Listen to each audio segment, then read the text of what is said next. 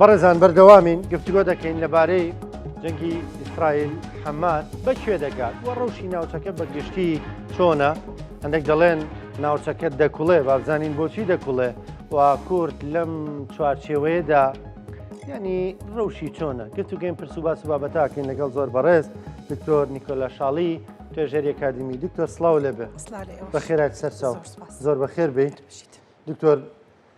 ماک لەوە بەر ینی ئەو بەرنامانی کە پێکەوەکردومانە بەشێک لەو بۆچوونانی کە خستوتە ڕوو یان لەو پێشبینیانی خستوتە ڕوو هەندێکیان وا دەرچوون هەندێکیان چاوەڕێ دەکەین وا دەربچن دڵنێ لێ بۆچوونەکانی خۆت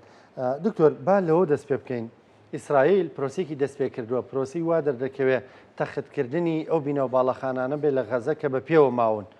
بەڵام لە بەرامبەردا ینی ئەمڕۆ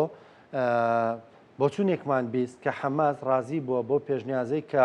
داوای کردووە نوێنەری دۆناڵد ترامپ داوای لە حەماس کردووە دەڵێ هەموو بارمتەکان ئازاد بکە واز لەوە بێنە دوان و سیان و ئەوواڵێ هەمویان ئازاد بکە تەرمەکانیش تەسلیم بکەرەوە جەنگ ڕادەگرین ئایا ئیسرائیل جەنگ ڕادەگرێ؟ بێگومان نەخێر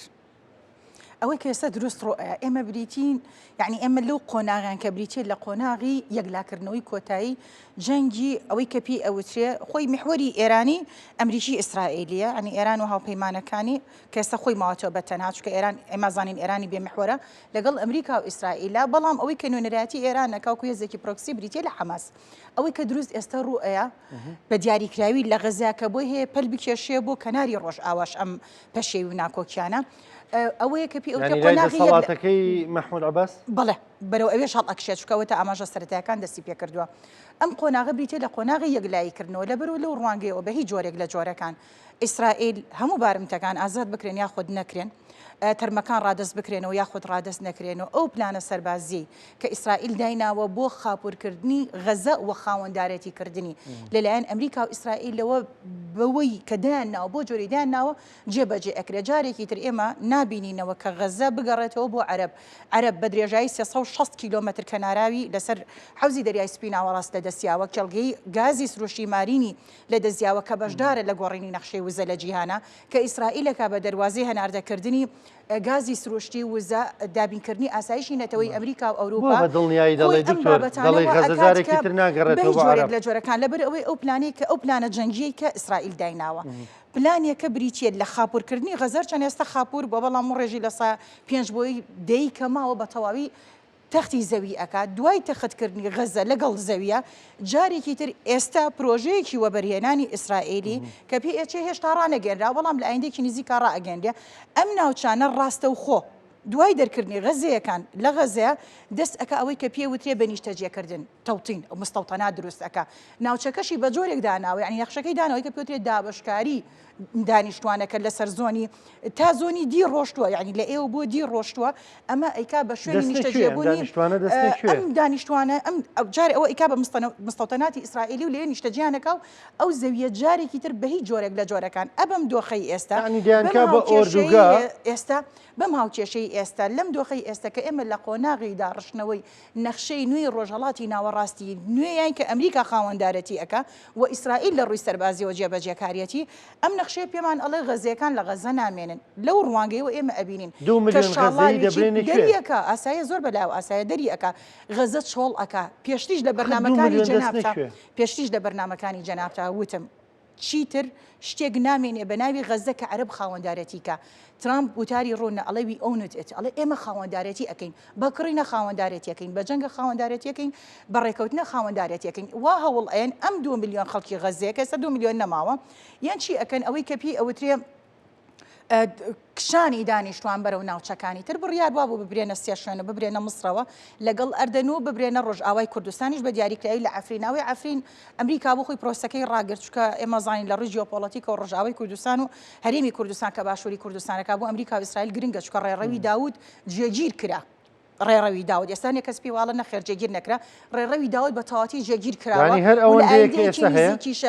زیاتر لەمە پەل ئەکێشە بابینەوە سەر غەزە ئەم دانیشتوانانە هی نەکرێن یعنی لا ئەبرێن در ئەکرێن لە غەزە ئەنێردرێنە چەند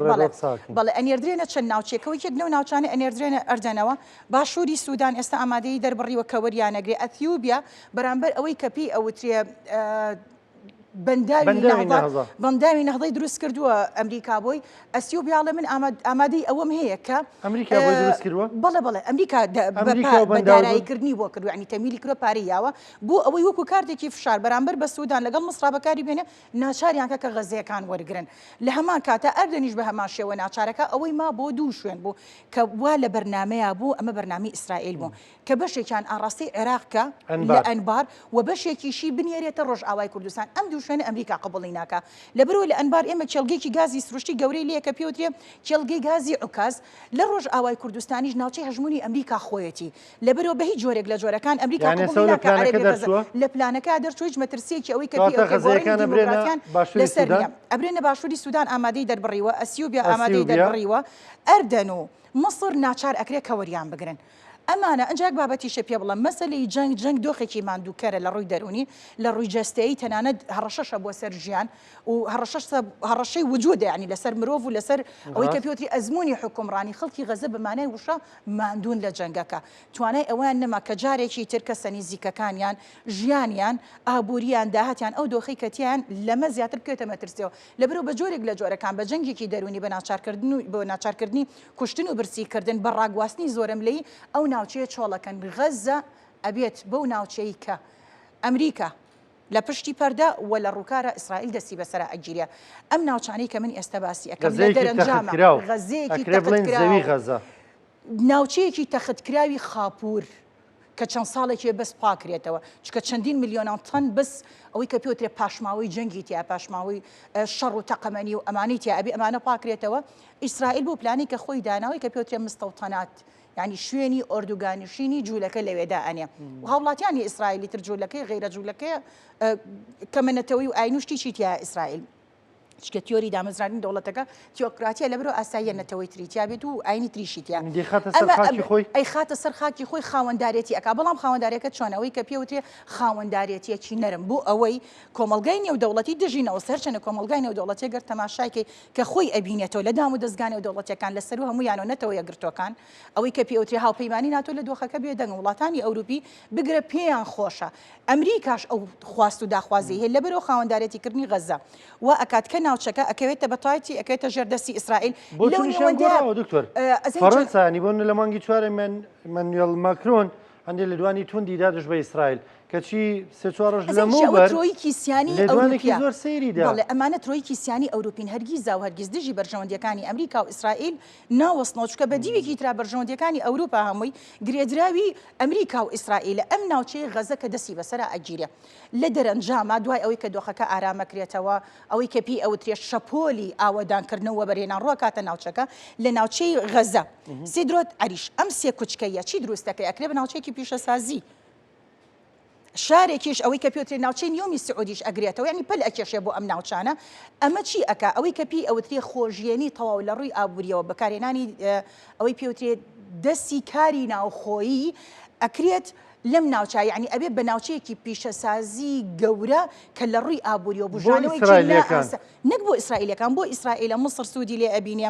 سووریا سوودی لێ ئەبینێ عێراق سوودی لێ ئەبینێ ئەردن سوودی لێ ئەبینێ وڵاتانی ناوچەکە سوودی لێ ئەبینی ئیمارات و سعودیا کە ئاوەدانکردنەوەی لوبنان و سووریان پێ ئەسپێردرێ ئەمانە سوودی لێ ئەبینن لەو ڕوانگە ئەم ناوچە پیشەسازیە گەورەیە ڕاستە ئەبێ بە خێر و بێر بۆ خەڵکی ناوچەکە بەڵام بە دیوێکی تریشا ئیسرائیل سوودی لێ بینێ ئەمریکاش لە ململانێکردنیە لەگەڵ چینا سوودی لێ ئەبینێ چونکە ئێمە ئەزانی لە کاتی ئێستاە چین لە ڕووی ئابووریە وڵاتێکی زلهێزە کە توانای ململانێکردنی ئابووری هەیە لەگەڵ ئەمریکایە دروستکردنی ئەم ناوچێ ئەم سێ کوچکەیە سیدرۆت غەزە عریش ئەبەم جۆرە بەرنامەکانی پێشوتیش لەگەڵ جەنابتا هەر باسمە کرد خەڵکێک پێی وا بوو نامە بابەتەکە خیاڵێ بەڵام نە ئێستا تا لە ئەرزی واقعە جێبەجێ ئەکرێ پلانەکە ئەم ناوچێ وە ئەکا چیتر وڵاتانی ڕۆژهەڵاتی پێویستیان بەدەستی کار بەو پیشەسازی و بەرهێنانە نەبێت بۆ پێ ئەم ناوچانە ناوچەی بەکاربرن زیاتر بەرهەمهێن نین پێویستیان بەچین نەمێنێ ینی ناوچەکە چی لێە لە ڕووی ئابووریەوە بژێتەوە ئەوەی کە پێوترێ خۆژیێنی ئیکتیفای ذاتی لە ڕووی ئابووری لە ڕووی وەبەرهێنانەوە لە ناوچەکە دروستە بوو لەمان کاتیشە ئەم ناوچێ ئەبێ بە ناوچەیەکی پیشەسازی سەلامەت کە دەستی وەبەرهێنی دەرەکی پەلکێشەکە بوو ئەم ناوچێ بە مەبەستی بژانەوەی ئەم ناوچێ و غەزەش بەڵێ چۆن ئەبێ چۆن بڵێن ئێستا سەلامە هەناو 2 ئەچین ملیۆن ئەبێ. کەس لە خاکی خۆیان دەرەکەی زۆر هێزی ئاساییە. دیکە دروست نابێتەوە هێزی کە دروست نابێت. ناوبەری ئێستا حەماسێکی پێت دیکە ئەڵێن لە دروست ڕووی نابێت توانای جەنگیەوە کە چۆن لیاندراوە بە جۆرێ توانای خۆڕەخستنەوەیان نامێنێ. ئەم ناوچە پیشەسازیە کە دروست دەکرێت چی یارمەتی دەرەبێ بۆ ئەم ناوچە پیشەسازیە. ئەو سێ گێڵگە گازە سروشتیەی کە سێ کوچکەی یەک دروست دەکات بەرامبەر بە ناوچە پیشەسازیەکە. ئەوەی کە پێوترێت کێڵگەی مارین ڕەت دەبێتەوە بە عوکاز لەگەڵ کێڵگەی گازی کۆرمۆر. ئەوەی کە ئەڵێ هەرێمی کوردستان ئەکەوێ لە ڕووی دەستوریەوە نامێنی ئەمە بابەتێکە لە خەڵ دوورترە. ئێمە ئێستا ئەبینی لە ئایندەیەکی نزیکە هەرێمی ڕۆژئاوای کوردستان ئەوەی کە پێی ئەوتری ئەزمموی خۆسەر بێ بە هەرێمێکی سربەخۆ بە دەسەڵاتێکی فراوانەوەی کە پێت سۆفت فیدرالیزم جێگەی ئەبێتەوە لامەرکزی دوو جۆرەتەیە. لامەرکزیە کە تێ ئەمە بریتێ لە شۆڕکردنەوەی دەسەڵات لامەرکزیەکی تریشتێ ئەوم فیدراڵێکە لامەرکزیەکی تریشتەیە کە پێی ئەوتێت دابشکردنی دەسەڵات ڕۆژئاوای کوردستان دابشکردنی دەسەڵاتەکە وەرئەگرێ بە جۆرێکە لەژێر ئەو چەتریا کە پێوترێت سۆفت فیدرالیزم زاراوەیەکی تازە جارێکتر ئێڵێمەوە بەکار ئەهێنرێت و دەسەڵاتێکی بەرفراوان بە سنوورێکی جوگرافی دیاریکرا و بەگەشتن بەهێڵی داوت جێگیر ئەکرێ. ئەم سێ کێڵگە گازە سروشتیە ئەوەی کە پێی ئەوترێ سامانی خاو مادەی خاوی ناوچەکە داخلی ئەو پرۆژە پیشەسازیانە ئەبێتەوە کە لە بینی سێ کوچکەی غەزە سیدرۆت عریشە دروست ئەکرێ لەبەرەوە لەو ڕوانگەیەوە کورد لە ڕووی جیۆپۆڵەتیکەوە هاوکارە و سامانی سروشتیشمان هاوکارە بەس عەقڵەتی حەکیمانەیە. بە کوردەوە بخینە کۆتای بەرنامەکە بەڵام تۆ باسی ڕۆژاوی کوردستانی کردووە ئێسێمە هەڕەشە و گوڕەشی تورکیا ئابیستین یەک بابەتێ سووریا بیستین کێرش بکاتە سەر ڕۆژاوای کوردستان یەک بابەتێ دڵی دەبن بارێمێکی سەربەخۆ و لە لامەرکەزیش زیاتر ڕێگەی داودیش بە تەواتی جێگیرەکرێ ئیسرائیل دەستی ئەگا بە شنگال دەواازەی پاراستنی جار ئەمە قسانە جەختی لەسەر ئەەکەم چکە پێشووتر لە بەرنامەکانی جەناب تا باسم کردو ئەوەی کە ئێستا هەیە بە کردارێکی ئەوەی کە پێی ئەوترێ ڕێگەی داود زیینو کراوەتەوە لەو ڕوانگەیەوە ئێستا ئێمە ئەبینی تەنانەت وتارەکانی ئەبوو محەممەد جۆلانی قەت ناڵم من ئەحمەد شەراگەر تێبینیت کردبێ چکە باگراونتەکەی هەرماوە ڕاستە شەرعیەتێکی نێودەوڵەتی و مجاملە پێدراوە بە قۆناغی ڕاگوزەر بەڵام لە بنەڕەتە ئەوەی کە پێی ئەوترێ شەرعیەت و مەشروعیەتی نەیاسایی هێنە سیاسی هەیە چکە بۆ جۆرە هاتۆ کە ئێمە هەمومان ئەزانین چۆن دەسەڵاتی گرتوێتە دەست ڕێگەی داود بەڵە ڕێگەی داود زیینو ئەکرێتە ئەوەی کە هەیە کاتی خۆشی تۆماس بارەکەنێ لێدوانیە خەڵکێک پێی وا بووەمە ئەمریکا و ئیسرائیل دەستیان لە کورد هەڵگرتووە بەڵام بەرژەوەندەکانی ئەوان زۆر لەو باڵاترن کە دەرفەت بن کە وڵاتێکی ئیخوانیزمی سوننەگەرایی توندڕەوی تیرۆریستی لە سووریای نوێیە ئامادەی هەبێ و تورکیا هەژمونی هەبێت لە ناوچەکە لەبرەوە لەو ڕوانگەیەوە هەنێک لێدوانیە باراک لەو ڕوانگەیەوە یای کە جۆرێک بوو ئەوەی کە پێوتێ ڕۆژوانکردن مجاملەکردنی تورکیا بۆی لانی کەم دۆخەکە ڕاگرێ ئەو تیشک خستنە سەرە زۆرێک کە هەیەی لە دەستێوەردان لە دۆسیەی سووریای نوێیە ڕای بگرێ بەڵام دەرەنجام ئێمە بینیما تورکیا نەگەر ڕای ناگرێ تورکیا نیازی لە بنەڕەتە باش نییە ئەگەر بێت تۆ یادت لەو بەرنامی کە شرۆفەی کۆنگرەی دوانزەی خۆڵۆشانەوەی پەکەکەما کرد لێرەیاوتم تورکیا نیازی باش نییە بەکردارێکی بە ئێستاشەوە تورکیا بە هیچ جۆرێک لە جۆرەکان نیازی باش نییە نە بەرامبەر بە باشووری کوردستان ڕووداوەکانی ئەم دواییە سەلمێنێ و نە بەرامبەر بە ڕۆژئاوای کوردستان کە ئێستا هەڕەشە و گوڕەشە ئەکا وەنە بۆ پرۆسی ئاشتیەی کە لە ناوخۆی تورکیا دەستی پێکردو ئەوەی کە تورکیاکە تەنها بریتێ لە تەکتیکێک بە مەبەستی گەیشتنی بۆ ئاماج و استراتیجە باڵانی کە خۆی هێتی لە ڕاگررتنی دۆخەکە بۆ ئەوی بتوانێت لانی کەم دۆخەکە ڕابگریا خود گۆڕانکارێک بە جۆرێک ڕۆبا کە بتوانێت هەژمونی خۆی بسەپێنێتەوە بەڵام ئەم دۆخەی بۆ ناچێتە سەر لەبەرەوە تورکیا با بۆ تاواکەم وەزعی تورکیا زۆر خراپە لەبەر ئەوی تورکیا ئێستا کەوتۆتە ململانێکردن لەگەڵ ئیسرائیل لەناو سووریا لە تورکیایە لە من کە سەربازیەکانی ئەو چەند جارێکیش باسما کردو لەگەڵ جەنابتە تەدبیری فۆر ئەوەی کە بەتەمەوە بە تازە بە تازەش لەو بنکانە ئەیە کە گومانی لێ ئەکا کە ئەمانە میتی تورکین یاخود دەستگای هەواڵگەری تورکین و هێزی سەربازی تورکین و نزیکی ناوچەی سوێدان لیان ئەیە کەواتە خۆشبەختانە بەرژەوەندەکانی تورکیا و ئیسرائیل لە سووریا بەریەکەکەوێ بەریەکەکەون بەخراپی بەریەکەکەوێ هەر ئەوەش نا ئێستا حاڵی حازر تورکیا لە ململانەیە لەگەڵ ترۆیکی ئەوروپیا لە هەمووی خەتەرتر لە ململانەیە لەگەڵ فەرەنسایەکێکە لەو وڵاتانی کە هەرگیزا و هەرگیز ناهێڵێ ئاسایشی نەتەوەی وڵاتەکە بکێتە مەترسیەوە ئەو زنجیرە گۆڕانکاریانەی کە لە ئەفریقا ڕوویاوانی کە پێوترێ کودەتا وای کرد کە دەستی فەرەنسا لە کیشوەری ئەفریقا ببڕیا خود لاوازبی ئەمە هەڕەشەی لەسەر ئاسایشی وزەی فەرەنسی دروست کردووە بە دیوێکی ترا ئێستا کە ئەو جێگرتەی لەکوێ ئەبینەوە لەو سێگۆشەی کە باسم کرد کە باشووری کوردستان و ڕۆژئاوای کوردستان هێڵن و سەرچاوی سامانی سروشتین ئێمە باشووری کوردستان خەڵک کێڵی زۆر بەبەسیتی ئەبینە بەڵێ ڕێگەی لەبەر ئەوە سەریکە چۆن ڕۆڵ دابش کراوە بۆ دووبارە داڕشنەوەی نەخشەی ڕۆژهەڵاتی ناوەڕاستی نوێ ڕۆڵی سەربازی و هێرشی سەربازی دراوە بە ئیسرائیل هەنیە جار ئەمریکا هەماهەنگیەکە بە بێدەنگی چکە پرۆزی سەربازی نابێ ڕابگەێنرێ ئەسڵ ئەوەیە چکە کە ڕادگەیان ئیتر ئەو احتیاطاتی خۆی وەرەگرێ خۆی ئەپارێزە بۆی لێدانەکان گورزەکە بە قوتر نەبێ یاخود بۆی بە زیانی بەرنەکرێ لە ڕووی دیبلۆماسیەوە جوڵەی دیبلۆماسی ئەمریکا وەریگرتووە ئێستا ما بینی زۆر جارویت کۆفە ڕوا باراکە ڕوا وەزیری دەرەوە ئەڕوا وەزیری بەرگری ئەڕوا ئەمانە هەر هەمووی لە جوڵان بۆ ئەوی وا بکەن بە جۆرێک لە جۆرەکان بە کەمترین جەنگ زۆرترین دەستکەوتیانە بێت لە ڕۆژەڵاتی ناوەڕاستەوە بە زووترین کاتیش بتوانن ئەوەی کەپی ئەوترێ نەخشەی نوێ ڕۆژەڵاتی ناوەڕاست جێبەجێ بکەن بەڵام ئەوەی کەپی ئەوترێت ترۆیی زیانی ئەوروپی کە خۆی ئەبینێتەوە ئەوەی کە پێ ئەوترێت سیستەمی هەڵگری قەڵم پێن هەڵدەر سیستمەکە کە پێیانە بریتە لە ئەڵمانیا لە فەڕەنسا لە بەریتانیا هەرسێکیان ناوپەیمانی ئیسرائیل و ئەمریکان لەبەرەوە ئەوان ڕۆڵی چیان پێدراوە ڕۆڵی سەپاندنی سزای ئابووری یعنی تۆ ڕۆڵدا بەشکردنت هەیە لەبەرەوە ئەم هێزانە هیچیان لە ململانیانی لەگەڵ یەکتر هەر هێزێک لە ناوچەکە هەر وڵاتێکی هەرێمی ململانی ئەم ترۆیکە ئەوروپیە بکات لەگەڵ ئەمریکا و ئیسرائیلە بوو ئەم قۆناغا باڵانسی هێز پێمانەڵە چی پێمانەڵێ ئەدۆڕێن بەرامبەر ئەوانە لانی کەم بەرژەوەندیەکانیان ئەکەوێتە مەترسیەوە ڕووداوەکان بە جۆرێک ئاراستە ئەگرێکە لە بەرژەوەندیانە نەبێت سەرەتاکانی ئەو دۆخەشمان ئێستا حاڵی حاضر لە ڕۆژئاوای کوردستانە ئێمە ئەیبینین ئێستا باسی ڕۆژاوای کوردستانەکەین ئەو هەر بە بیشی نووسم بۆی یادم نەچێت چەند یادیشم ناچێت بگەڕێنەوە بۆ هەمان پرسیاری سەرەتا کەواتاوی کە تۆ باسی کرد ئیسرائیل غەزە تەختەکە دێتە لە غەزا مێنێتەوە دەبێتە ناوچێکی گرنگی پیشەسازی ئەی ئەم پێشنیازانی ئەمریکا لەکوێ کە بۆ نمونە ئەم بەیانە حەماس پێی رازی بووە و دەڵێ ئێمە ئامادەین هەموو دیلەکان دەڵێت تاوتوی ئەم پێشنیازە دەکەین و پێی رازین کەواتە ئەمە چییە؟ ئەزین چییە کاگڕانکۆ لە ئەمریکا بە شێوازێک سیاست دەکا ئیسرائیل بە شێوازێک نەخێر لە سیاسەتە هیچ شتێک کۆنکرێتی نییە یعنی تۆ نەتوانی بجوڵیتیا یاخود ئیلاوتە ئەمە یەک هەر یەکە نابێ بکاتە جوڵ یاوتە ڕەشەیتر مەجای سپی و ڕەساسی و ئەمە ڕەنگی کە نەبینی لە سیاسەتە استراتیجێکی باڵایەکە ئەبێ پێی بگەی بۆ گەشتن بەم استراتیجە پێویستە بە کۆمەڵە تاکتیکە تاکتیکەکە دیبلۆماسیە سیاسیە ئابوووریە سەربازیە کێشەنێک گرنگ ئەوەی تۆ بگەی بۆ ئامانجە ئەگەر تۆ تێبینی بکەیت ئەو نەخشەی جەنگی کە ئیسرائیل دایناوە بۆ داگیرکردنی لە سیاسی غەزە و ڕاگواستنی دانیشتوانەکەی بۆ دەرەوەی غەزە ئەمریکا لێ ئاگادارە و ڕەزامەندی شەلی هاوتەریب لەگەڵ ئەوەی ئەمریکا چی کردووە وەزارەتی بەرگری ناوەکەی گۆڕی بۆ وەزارەتی جەنگ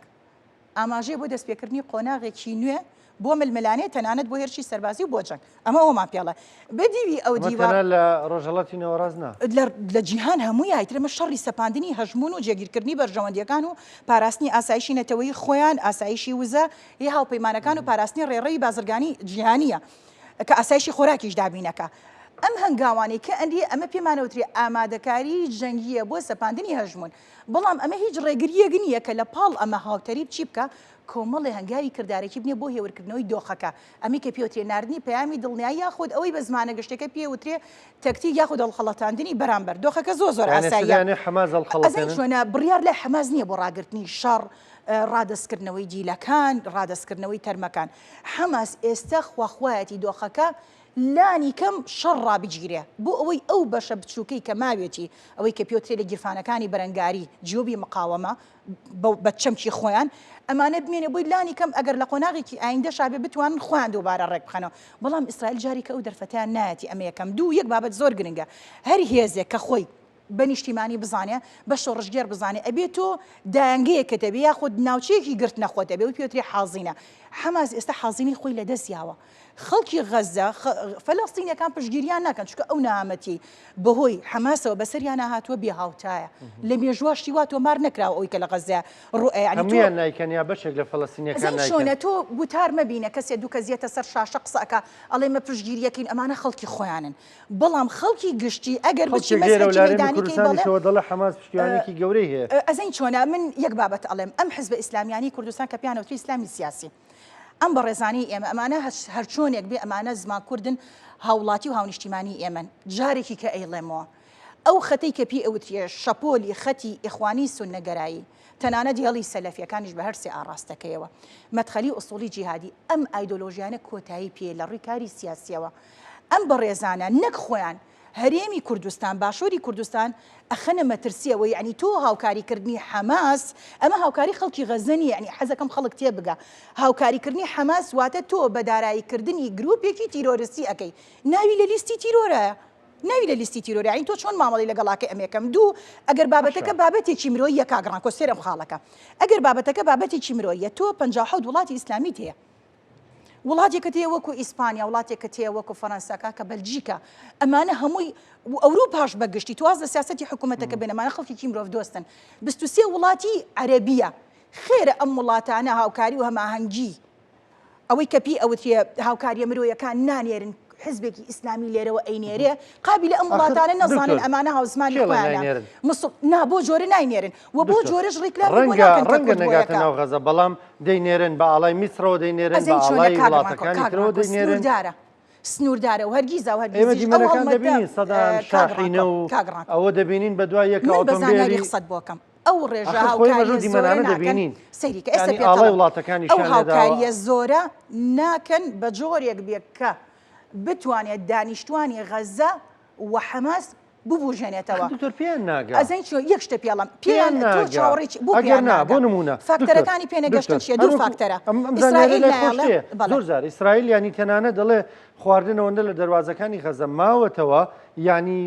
بەسەر چووە لە بەرەتاوەکە باش ئەمە دیوێکی سەریکە ئەمە سەریکە ئیسرائیل بۆچی ئەم وتارە ئیسرائیل ئەم وتارە بۆی بە خەڵک تێی بگەێنێ بڵێ کاکەوە تا ئێمە ڕێگری ناکەین وڵاتانی عەرەبی و ئیسلامی هاوکاری ناکەن بەڵام لە بنەڕەتە جۆری هاوکاریەکان ڕێژەی هاوکاریەکان بە جۆرێک نییە کە زۆرەوەیە یعنی تەناوە نیە لە هەرێمی کوردستان و خەڵکی خێرخواست من یەک شتێ پێڵم تۆ لە ڕۆژ ئاوای کوردستان خەڵکەتەیە لە ڕۆژەڵاتی ژەمانە وانە ئاەتێکی پیرۆزت هەیە والأقربون أولى بالمعروف هاوکاری نیشتیمان و گەلەکەی خۆتکە خر سپاس بخوا ڕۆژەڵات و ڕۆژاوا کە لە دۆخێکی زۆر خراپا بوون ڕۆژەڵات یارمەتی ئەمەیاندا لە باش کە ڕۆژاوە لە دۆخێکی خراپا بوو هەرێمە لەم کورساتە دەیان کەمپینمانە کرد و کەمپینەکان کراوە بەڵام بە ئێستاشەوە خواردن و بە ئێستاشەوە کۆمەڵە کەمپی زۆر هەیە کە خەڵکی کورد دانیشتوانی کورد خەڵکی ڕۆژئاوا ئەوانەی کە دەرکراون و دەرکراون و لە ناوچەکەی خۆیان هەڵکەندان پێویستیان باوکاریە ئەزانی جیاوازەکە لە چیە تۆ شتێکە تێ پێوتری ئاسایشی نەتەوەی خۆت شتێکە تێ پێوتێ لایەنی مرۆیی لە بینی لایەنی مرۆیی و پاراستنی ئاسایشی نەتەوەی خۆتا تۆ مولزەمی ناچاری کە ئاسایشی نەتەوەی خۆت بپارێزی ئەگەر ئەمە نەپارێزی شتێکت بۆ دروستە بێت کە پێوترێ مەترسی یاخود هەڕەشەی وجودی یعنی ئەتسڕنەوە لەسەر نەخشە بوونت نامێنی و یەک بابەتیشمان بیر نەچێ ئێمە دەوڵەت نین لێمان تێک نەچێ هەرێمێکین لە چوارچێ وڵاتێکی فیدراالیە و کار لەسەر ئەواکەین کە ڕۆژئاوای کوردستانی جێگیر بکرێ بە کورتی و پوختیەکەی لەوانەیە زۆر کەسیش ئەمەیان پێ ناخۆش بێ و پێشی سەغڵەت بن ناردنی هاوکاریەکان ئەو بۆ جۆرە و بۆ شەپۆلە و بۆ هەڵمەتە و بە دێوەزمەکردنی ئیسرائیل و ئەمریکا و کۆمەڵێ وڵاتی ئەوروپی گەورە کە بڕیاری جیهانیان بەدەسە لە بەرژەوەندی کورد نییە بە تایبەتی هەرێمی کوردستان لەبەرەوە لەو ڕوانگە من هیوادارم تەنانەت داواکاریشم لە دەستگا ئەمنیەکانی خۆمان حکوومەتی هەرێ من ناڵم زۆنی سەوز و زەردو ئەمە یەک حکوومەت یەک پاکێژە بینم تکایە ئەم بێسنووریە ڕابگرن ئەمە خاڵ یەکەم دوو بیرمان نەچێت جموجوڵێکی تر هەیە بۆ زینوکردنەوەی داعش و بەکارهێنانی لە ناوچەکەیە مەترسی ئەمنیشمان لەسەرەوە بیریشمان نەچێت ئێستا شتێکی پێوترێ سۆفت تیرۆریزم یعنی تۆ تیرۆرە ئەوەیە بەچەنە بەڵە تیرۆری نەرمە ئەم تیرۆرە نەرمە تۆ سێریکە کێ بە ئامانجەگرێ ئەو خەڵکانی کە نەتەوەین و هەڵوێستی نیشتیمانیانەیە ئەو خەڵکانەی بۆ نونە لەسەر پرسەنەتەوەیەکان قسە ئەکەن ئەو خەڵکانەی کە هۆشداری ئێن لە مەترسیەکان ئەمانە چییە؟ تو ئەمە بە ئایدۆلۆژیا ئەکرێ بەو ئایدۆلۆژیا پەرگیری کە خاڵیە لە ئەستینەتەوەتی ئەمە مەترسیە بۆ ئێمە کاگڕان لەبەرەوە لەگەڵ ئەوانی بەڕاستی هەندێکیش دەڵێن ینی ئەم جۆرە لە هۆشداری بۆ لە بیربردنەوەی کێشەکانی ناوخۆیە جاری وا هەیە ئەمە ناڵێن قەیرانمانی ئێمە ناڵێن کێشەی ناوخۆیمان نییە ئێمە ناڵی سەرکردەکانمان دوو باڵیان پێوەیە وەکو فریشتە ئەو ئەزمموی حکومڕانی لە هەرێمی کوردستانە ئەمە ناڵسەنگاندنێکی یاسایی سیاسیت بۆ ئەەکەم و ئەزمموی حکومڕانی هەموو بنەماکانی کە پێوتێ مەقوماتی دەولی فاشیلە یا ئیداری فاشیلی تایە حکوومەتێکە تا سەر ئێسقان سەرکەوتونیە ئەزمموی 34 ساڵی ڕابردوو کە ئێستا ئێمە لە لێکەوتە و دەرەنجامەکانی قسە ئەەکەین بێموچەیە وەستانی پرۆژەی وەبەرهێنانە خراپی پەیوەندیەکانە لەگەڵ بەغایە جەم سەرگیریە لەگەڵ میحوەری ئێرانی و تورکیا ئەو دۆخەیەکە کورد تا سەری ئێسقان داڕماوە بەڵام ڕاستە داڕماوە خۆشبەختانە قوارەکەت ماوەتەوە ئەبێت تۆم قوارەیە بپارێزی ناکۆکی ناوخۆیە بە درێژایی مێژوو کورد ئەم ململانی لێ نەبڕاوە ململانی ملشکاندنی ناوخۆی و هێزە دەرێکەکانیش ئەمیان قۆستۆتەوە بەڵام ئەمە بە هیچ جۆرێک لە جۆرەکان نابێ بە پاساکەتەوە ڕێگر نەبی یاخود بوار بێ لە ڕووی ئەمنیەوە بۆ نمونە کۆمەڵی هێزت هەیە من ئەمە بە ڕاشکاوی ئێڵم شتێک نییە لە ناوی کوردستان بە درێژایی مێژوو لە باشووری کوردستان شتێک نەبووە بە ناوی معارەزە ئۆپۆزیسیۆن نەمان بووە دوو حزبی باڵا دەستت هەیە هیوادارم خەڵکیش ئێستا من تەکیدم خەڵک لە سۆشیال میدیا لە کۆمنتان نووسێ تۆ ئەمانە کۆی بابە واقعەکەیە یەکێتی و پارتی دوو هێزی باڵا دەستن هەرێمی کوردستان محکومە بە حکومکردنی یەکێتی و پارتی هەوڵ بن چاکسازی لە بەرنامە و لە نەهجی حکومڕانی ئەم دوو حزبەکەن ئێمە ئۆپۆزیسیۆنمانی ئێستا من پێتەڵم بۆچی ئۆپۆزیسیۆنیە پێتەڵم پێشتیش لە بەرنامێکی تراوت ومەر لێرە ئۆپۆزیسیۆن وەختێک ئۆپۆزیسیۆنێک کە بەرنامەیەکی جێگرتەی هەبێ بۆ ئەو دەسەڵاتە حکومڕانی کە ئێستا فەرمو ئۆپۆزیسیۆنێکم پێ بڵێ کە بەرنامەیەکی جێگرتەی پێشکەشکردنەوەی بەرنامەی هەبوو پەرلەمانی بەڵام لە دەرەنجامە بینیمان ئێستا کوا بزوتنەوەی گۆڕان هیچ سنگێکی یەک کورسی نییە من باز لە واقعەکەم تۆ دەڵێی نەمان بووە لە مێژوودا یعنی لە مێژوێم حکومڕانیەدا پێ بڵم من بە زاراوەی سێریکە کاگڕانکۆ ئەمی کە من پێت ئەڵێم بە زاراوەی یاسایی سیاسی مەدانی واقعی پێتەڵم ئۆپۆزیسیۆن وەختێک ئۆپۆزیسیۆنێک کە بەرنامەیە بێت لە ڕێگەی بەرنمەکەی بتوانێت بگا بە جونگەکانی دەسەڵات و گۆڕانکاری دروستکە نایبینم نیمانە تا ئێستا نەمبینیوە ئەم ئۆپۆزیسیۆن ئەزین چێ لە بنەڕەتان نەبووە تا نەهێڵن پانتاییەکی ئازادی بابەتەکەمان گۆڕی بۆی بزێن ناخۆی بەڵام پانتاییەکی ناوخۆیی هەیە ڕاستە من تێبینیم هەیە لەسەر پرۆسی کۆی پرۆسی دیموکراسی نەک لە هەرێمی کوردستان لە هەموو ناوچەکە بەڵێ ئەزین چۆنە بچمە بنجوب ناوانی هەمووی من ئۆپۆزیسیۆنم نەبینەوە لەگەڵ سەرۆکی دەستگای هەواڵگری وڵاتانی تراکۆ بێتەوە یەک شتیوانی لە تەری قاشتیوانیە ئەمە وا پێویستەکە یاسایەکە یاسای پاراستنی یاسایشی نەتەوەی بۆ مامەڵی لەگەڵاکە من ئۆپۆزیسیۆنم نەبینیوە جنێوە بابینیوە مەناژی هەیە نەژی سیاسی هێدا ئەنێدا ئەڕێژێ بۆ ئەوەی تۆ بێی لەسەر ئەمە چاکسازی کەی لە ناوخۆیە ئەمە یەکەم دوو ئەو ئۆپۆزیسیۆنی کە خۆی بۆ ئۆپۆزیسیۆن نەزانێ ئەدی فەرمو لێکەوتەکانی کاریگەریەکەی چییە کللتوری جنێوی سیاسیان هێنا ناو کۆمەڵگەی کوردیەوە کە نائاشنا بە ئێمە ئێستا ئەو جنێوە شۆڕ بۆتەوە بۆ تیرۆرکردنی کەسایەتی تاکەکان ئەمە یەکەم دوو لێدان لەوانەی کە پێی ئەوتێ سیمبولی نەتەوەی ئەوەشی گرتووەتەوە قەینا کاکە من ڕاستە سەرکردی سیاسی گەندەڵمانێ دزمانێ خراپمانێ بەڵام بەشی ئەوە مەجای ئەوەی تایە کە تۆ بیڵی کەسێک ئەلف با سیمبول بێ ڕاستە هەوڵێکی هەرێمی نێو دەوڵەتی هەیە بۆ لێدان لە سیمبولە کوردەکان بەڵام تۆ نابێت دەرفەتی ئەوە بی ئەگەر ئۆپۆزیسیۆنی نابێت دەست بۆ سیمبول بێت چونکە هەموو نەتەوەک لە دەوری سیمبولی خۆی کۆ ئەبێتەوە ئەم قۆناغە کۆمەڵە سەرکردی سیاسی و دەرهاویشت هاتوو نەتە پێشەوە بە دڵوانی کاکە من خۆم ملاحەزەم هەیە لە سەریان بەڵام ئەمە ئەوە ناگەیەنێ تف لە نیشتیمانەکەم کەم دژایەتی کەم ببم بە جاسوس و هەواڵگری وڵاتانی تر و ببم بەدژ لە هەرێمەکەی خۆم داواکەم کە هەڵوەشێتەوە و دەسەڵاتەکان کردویانە بەڵێ هیچ مەکە من بەڵگەت نامە دەست بە سەیری کەناڵەکان کە وە سەیری سەردانەکانیان کە بۆ هێزە هەرێمەکان وڵاتانی هەرێمی من ئێستا کەسێکی ئەکادمی و مامۆسای زانکۆ وانە کەس نکۆڵی لەوە ناکە جێی پرسیار نییە ئەگەر هاتو من بە ناوی چاکسازیەوە قسە بکەم بڕۆم لەگەڵ دەستگای هەواڵگری وڵاتێکی تراکۆ ببمەوە جێ پرسیارە ئەمە دام و دەستگا پێی هەڵەسێت چ دام و دەستگاک دام و دەستگا ئەمنی هەواڵگریەکان کە لە ژووری ئۆپراسیۆنی هاوبەشی دەستگا هەواڵگریە جیهانیەکانن ئێمە ئەوەی کە پێوترێت دەستگای زانیاری و پاراستنی هەرێمی کوردستان لەو ژوورەیانی یعنی چی تۆ بەناو سەرۆکی گروپێکی پۆپۆلیستیت خۆت بۆ ئۆپۆزیسیۆنە ناسێنی ئەچی ئەو دانیش ناکەی لەبەرەی کەسیان لێرە نین ئەندامانی ئۆپۆزیسیۆن با قسێک بۆ وام بکەین بڵێ بۆ هێزەکانی دەسەڵات ڕواایە بۆ ئێمە ڕوانە ئەس یەک شتە پێ بڵم ئاخر هەر هێزێکی دەسەڵات بۆچی ئێستا خەڵک لە دەسەڵاتی حکومڕانی بۆ خۆشە من پیانەڵم ئەڵم ئەوی کە پێوتێ بنەماکانی دەوڵەتی فاشن لە سیاسەتیاتی ئەسڵەن ئەگەر